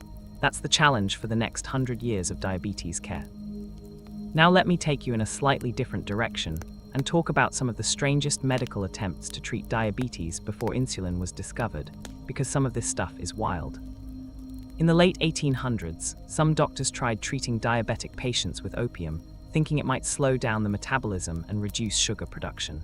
Did it work? Not really, but it probably made the patients feel better about their impending death, so there's that. Other doctors tried electrical stimulation, running electrical currents through patients' bodies, thinking it might stimulate the pancreas. This was based on the newfound fascination with electricity in the late 1800s. People thought electricity was this magical force that could cure anything. Spoiler alert, it didn't cure diabetes. Some doctors tried treating diabetes with arsenic compounds. Yes, arsenic, the poison. The logic was that arsenic seemed to affect metabolism, so maybe it would help with diabetes.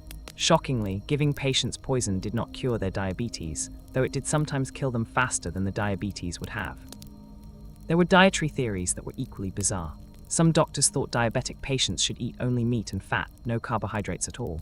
This actually kind of made sense. If the problem is that the body can't process carbohydrates, why eat them? But an all-meat diet has its own problems, including vitamin deficiencies and cardiovascular issues. Other doctors advocated for the opposite, a vegetarian diet high in carbohydrates but low in protein and fat.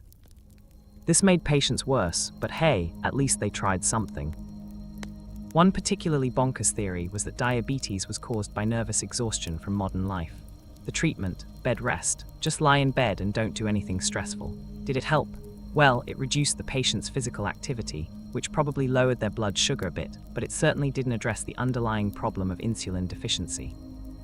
There were also attempts at pancreas therapy before Banting and Best figured out how to extract insulin effectively. Some doctors tried feeding diabetic patients raw pancreas from animals, thinking that maybe eating pancreas would supply whatever the pancreas was supposed to provide. It didn't work because the digestive system breaks down insulin before it can be absorbed. A few doctors even tried transplanting pieces of animal pancreas into diabetic patients. These attempts always failed, both because of rejection and because they didn't understand the mechanics of insulin secretion. The strangest attempt I've come across was a German doctor who tried treating diabetes with transfusions of blood from healthy people. The logic was that maybe healthy blood contained something that diabetic blood lacked.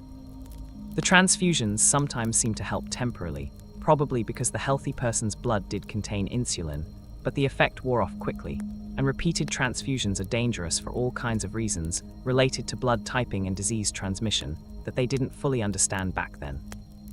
All of these failed treatments sound absurd in hindsight, but they represent desperate attempts by doctors who were watching their patients die and trying anything that might help. Medical science advances through trial and error. Most ideas don't work, most treatments fail, but you keep trying, keep experimenting, keep observing, and eventually you find something that does work. That's what makes Banting and Best's success so remarkable. They tried something that plenty of other researchers had tried before, extracting something from the pancreas, but they figured out the crucial detail of ligating the pancreatic ducts first to let the digestive enzymes degenerate. That one insight made all the difference. Progress in science often comes down to small details like that. It's not usually a completely revolutionary new idea. It's more often a small tweak or insight that makes an existing approach actually work. Banting's brilliance wasn't coming up with something totally unprecedented. It was seeing a solution to the technical problem that had been stumping everyone else. That's encouraging in a way because it means progress doesn't require superhuman genius. It requires careful observation, persistence, willingness to try things that might not work, and attention to detail. Those are qualities that lots of people can cultivate.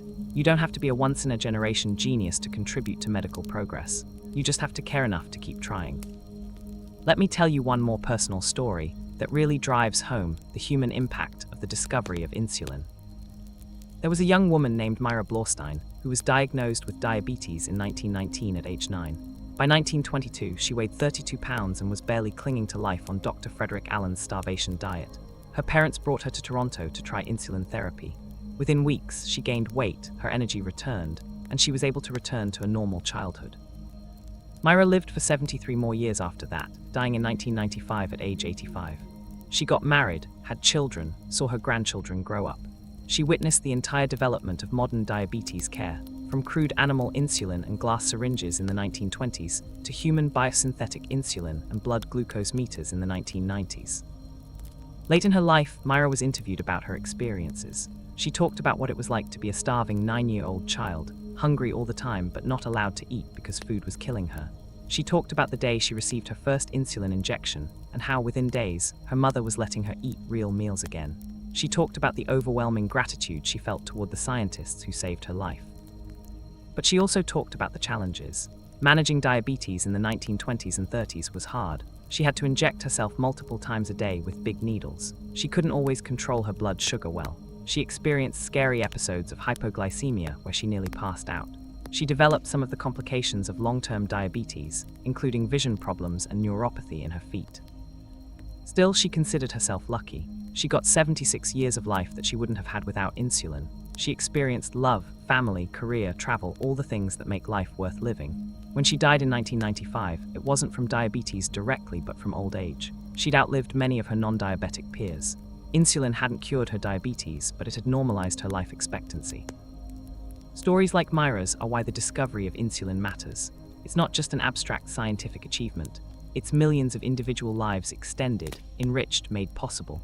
Every diabetic person alive today has a story like Myra's, whether they know it or not. They're alive because of something that happened in a laboratory in Toronto over a century ago. That's the power of medical research. That's why it's worth funding, worth supporting, worth celebrating. Every breakthrough, every discovery, every new treatment is someone's life saved, someone's suffering reduced, someone's potential realized. And we're not done. The researchers working on diabetes today, trying to find better treatments and eventual cures, are writing the next chapter of this story. Maybe 20 years from now, someone will be doing a historical documentary about how type 1 diabetes was cured in the 2030s or 2040s. Maybe some future researcher will have their Banting moment, a late-night insight that cracks the code on how to prevent or cure diabetes. Maybe that researcher is in medical school right now, or in graduate school, or even in high school, starting to get interested in biology and medicine. The story continues, the race continues, and all of us in some small way are part of it. Every time we donate to medical research, every time we participate in clinical trials, every time we support policies that expand access to healthcare, every time we share our experiences living with or caring for someone with diabetes, we're contributing to the ongoing story. Before we move toward wrapping up this incredible journey through medical history, I want to remind you one more time that if you've enjoyed this deep dive into the discovery of insulin, you'll love the other content on Dreamless Timelines. We specialize in these fascinating, detailed historical narratives that help you learn while you drift off to sleep. Make sure you're subscribed, and let us know in the comments what historical topic you'd like us to explore next. Your suggestions help shape future episodes. Alright, let's talk about what the future of diabetes treatment might look like, because there's some genuinely exciting stuff on the horizon. Smart insulin is probably the most promising near-term development. Researchers are working on insulin molecules that can sense blood glucose levels and automatically adjust their activity. Imagine insulin that's inactive when your blood sugar is normal, but activates when blood sugar rises above a certain threshold, then deactivates again when blood sugar drops back to normal. This would dramatically reduce the risk of hypoglycemia and make diabetes management much simpler. Several pharmaceutical companies and research groups have smart insulin candidates in various stages of development. Some use glucose-sensing polymers that change shape when glucose levels rise, releasing insulin. Others use chemical modifications to insulin that make it respond to glucose directly. None have reached the market yet, but clinical trials are underway, and there's real optimism that smart insulin could be available within the next 5 to 10 years. Gene therapy is another frontier. What if you could insert genes into a patient's liver cells or muscle cells that would enable those cells to produce insulin? You'd basically be creating new insulin-producing cells to replace the destroyed beta cells. Researchers have successfully done this in mice, curing their diabetes. The challenge is doing it safely and effectively in humans. Gene therapy technologies are improving rapidly, so this might be viable within the next couple decades. Stem cell therapy, which I mentioned earlier, is advancing. Multiple research groups are now able to generate functional insulin-producing beta cells from stem cells. The cells work in the lab. They work when transplanted into mice. The big challenge is getting them to survive and function long-term in humans without immunosuppression. But researchers are making progress on encapsulation technologies and on engineering cells that are invisible to the immune system. In November 2024, just a few weeks ago actually, researchers published results from a clinical trial where they successfully transplanted stem cell-derived islet cells into a diabetic patient using a new encapsulation device. The cells survived for over a year and continued producing insulin, allowing the patient to reduce their insulin doses significantly. It's just one patient, and they still need some immunosuppression, but it's proof that this approach can work in humans. Another fascinating area is understanding and preventing type 1 diabetes before it starts. Scientists can now identify people at high risk of developing type 1 diabetes years before they become symptomatic. They're testing immune-modulating drugs that might prevent or delay the autoimmune attack on beta cells. Some of these trials have shown promising results, delaying onset by 2 to 3 years on average.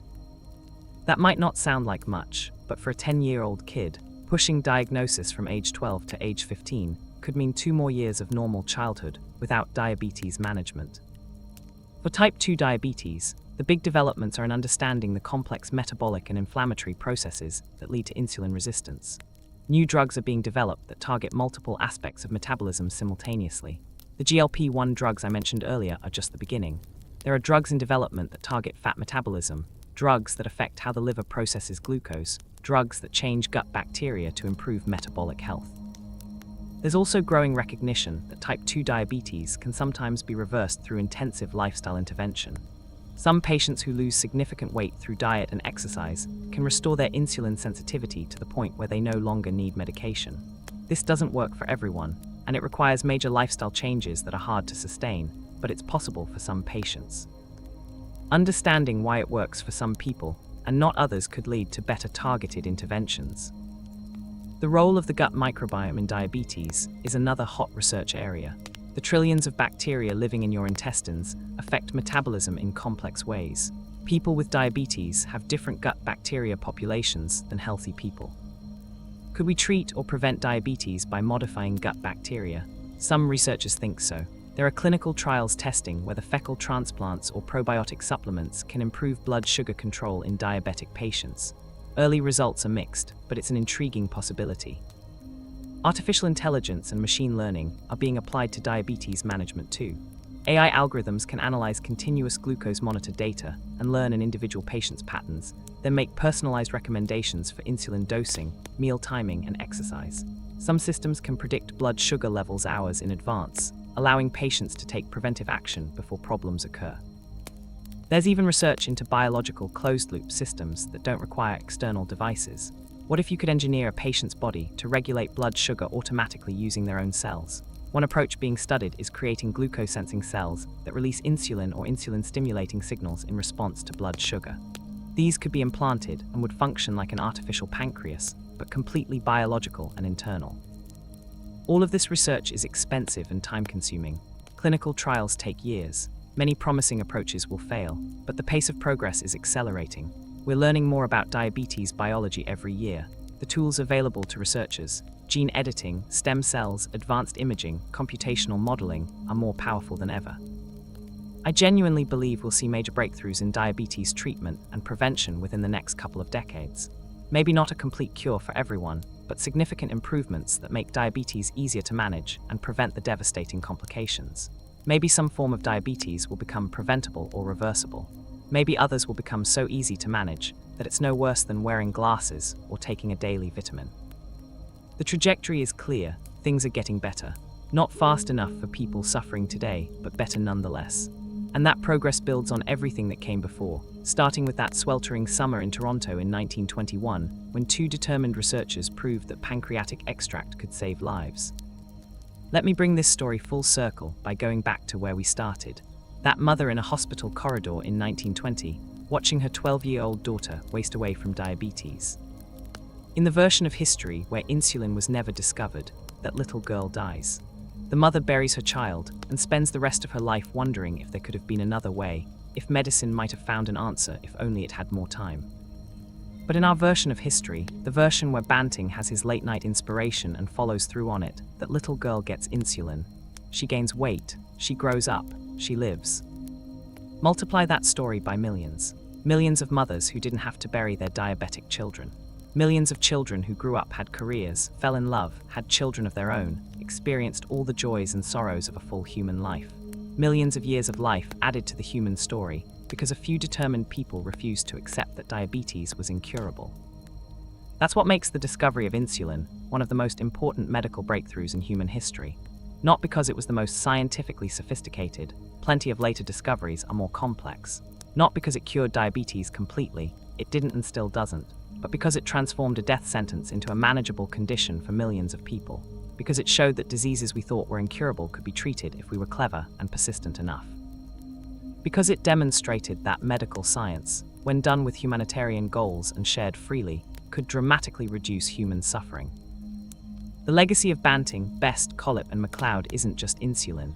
It's the proof that medical research matters, that it's worth investing in, that breakthroughs are possible if we keep searching for them. It's the model of how scientists should approach their work, with rigor, with collaboration, with a focus on helping patients rather than personal glory.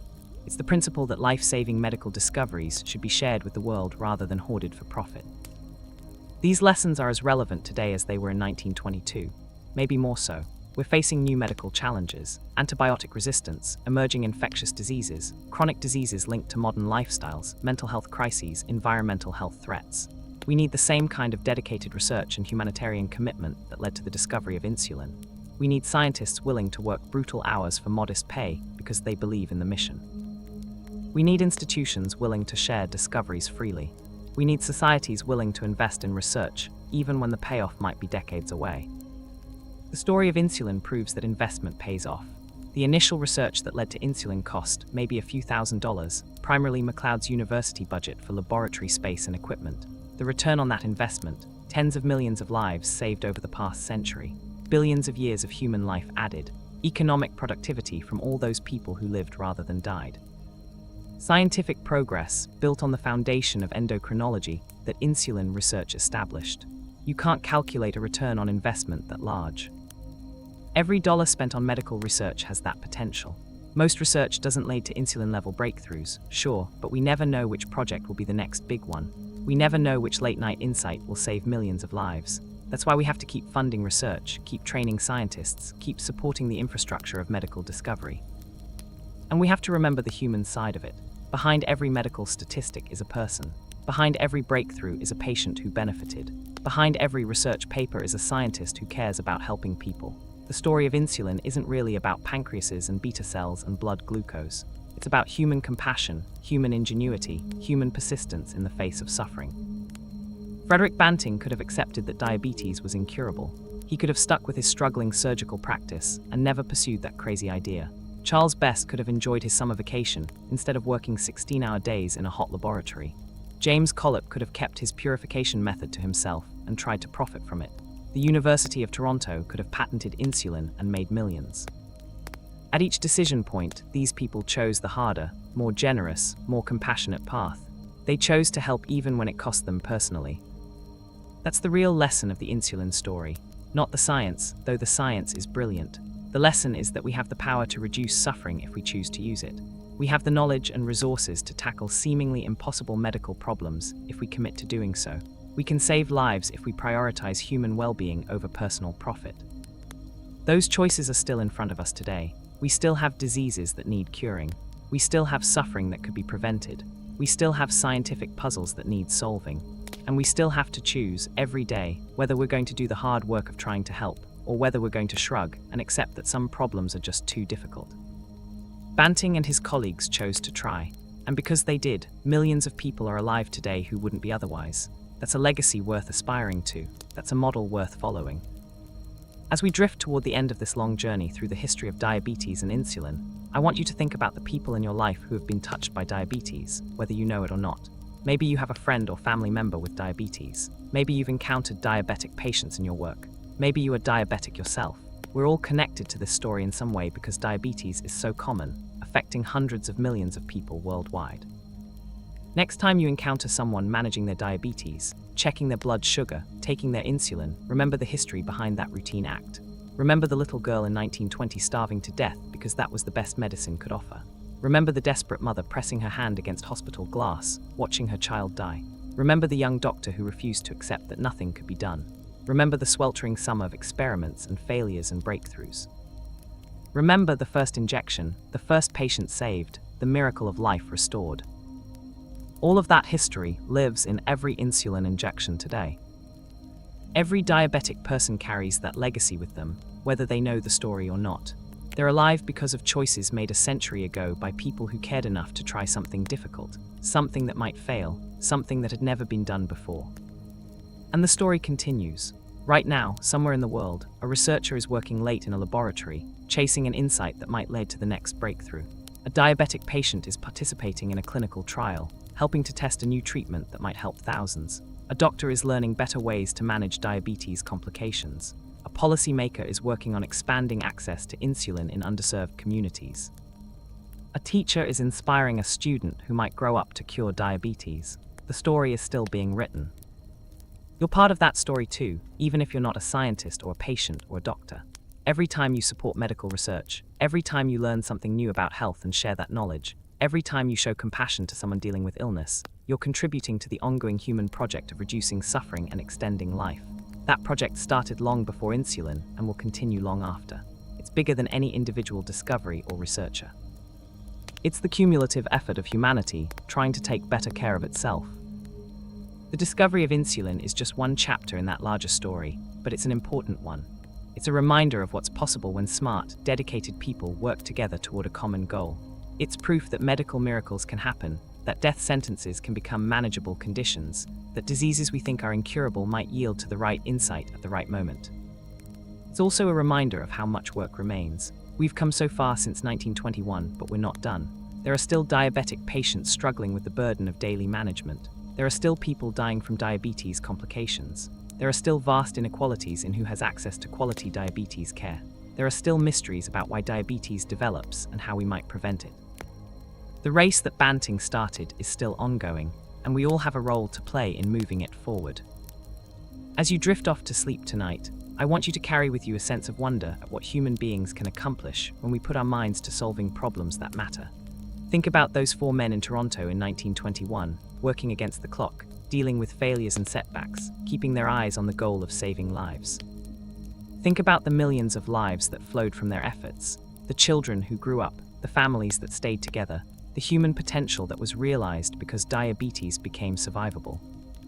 And think about the researchers working right now on the next breakthrough, whoever and wherever they are. They're part of the same tradition as Banting and Best, driven by the same humanitarian impulse, equipped with even better tools and knowledge. Maybe they'll succeed this year. Maybe it'll take decades, but they're trying, and that's what matters. The story of insulin teaches us that persistence pays off, that collaboration works better than competition, that sharing knowledge freely benefits everyone, and that the most important measure of success in medicine isn't fame or profit, but lives saved and suffering reduced. These are lessons we need to remember and apply not just to diabetes, but to all the medical and social challenges we face. Let your mind settle now on the image of Elizabeth Hughes in 1922, a 15-year-old girl who weighed 45 pounds, whose parents had already started grieving her inevitable death. See her receiving that first injection of insulin. Watch her over the following weeks as she gains weight, as color returns to her face, as she's able to eat real meals again for the first time in 3 years. See her a year later, healthy, energetic, full of hope. See her decades later, married, with children, living a full and normal life. That transformation from death to life, from despair to hope, from impossible to possible, that's the gift of insulin. That's the legacy of medical research. That's what we're capable of when we choose compassion and determination over resignation and despair. The discovery of insulin didn't just save individual lives. It changed our relationship to disease and death. It proved that diseases that had killed people for millennia could be treated. It showed that we're not helpless in the face of nature's cruelties. We can understand, we can intervene, we can save lives. That realization has powered a century of medical progress. Every major medical advance since 1921, antibiotics, vaccines, cancer treatments, organ transplants, all of it builds on that same principle. Diseases aren't inevitable, suffering isn't necessary. We can figure this out if we try hard enough. So as you close your eyes and let sleep wash over you, take comfort in knowing that somewhere right now, someone is working on the next breakthrough. Someone is having their banting moment, that flash of insight that might save millions. Someone is refusing to accept that a disease is incurable. Someone is grinding through the difficult work of turning an idea into a treatment. Someone is choosing to help, even when it's hard, even when success isn't guaranteed. The race continues, the story continues. And tomorrow, when you wake up, you'll be living in a world shaped by a century of medical progress that started with a broke, struggling doctor in Ontario who refused to accept that dying children couldn't be saved.